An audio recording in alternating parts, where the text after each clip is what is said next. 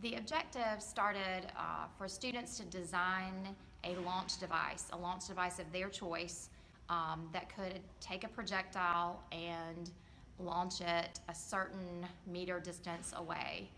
We chose about 25 meters, and our projectile was a water balloon. From there, we were able to look at two-dimension and vector problems within physics, and they were able to calculate X and Y components, resolve the vectors, and solve an initial velocity. So we were able to start with very basic foundations of two-dimension and vector problems. Then we were able to use those launches and discuss angled projectile motion. With the project, it really actually comes out, it's kind of neat.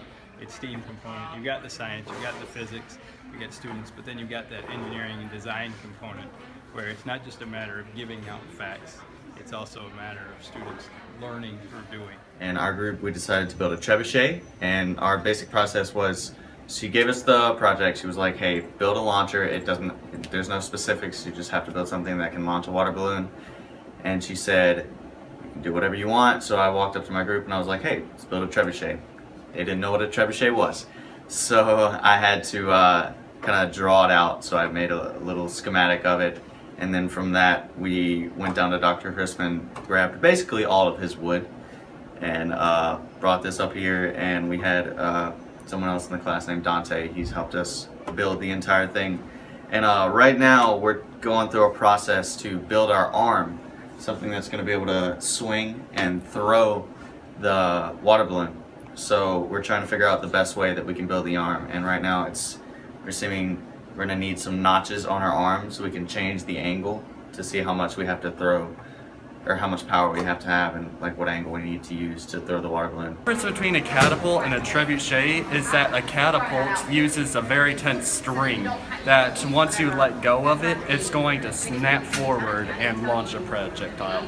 But a trebuchet is going to use a heavy weight to pull the arm upwards when you let go of the arm.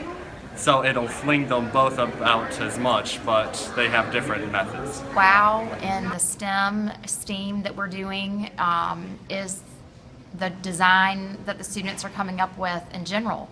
The fact that one of our student groups came up with an air pressure gauge that could launch the water balloon, and it would actually use battery propelled air pressure gauge, and that they used a toilet paper rod in their design that could actually allow for the launcher to move at specific angles.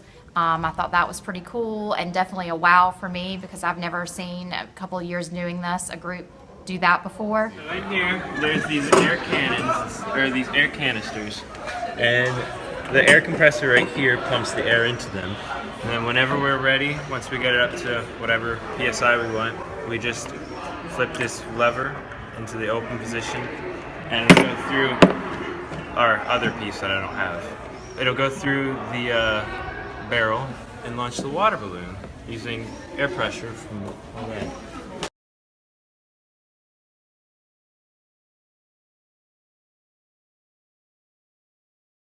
Engineering is, they've been using drills. We've broken drill bits. We've actually had to cut the wood with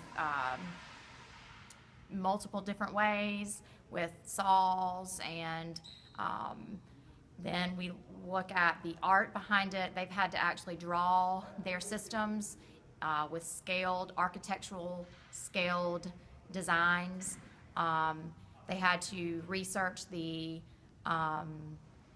progression and the timeline of catapults, which could have led them to Da Vinci's catapult, which again brought in a little bit of the art objective. So we've got STEA, and the math behind it is obviously the calculations.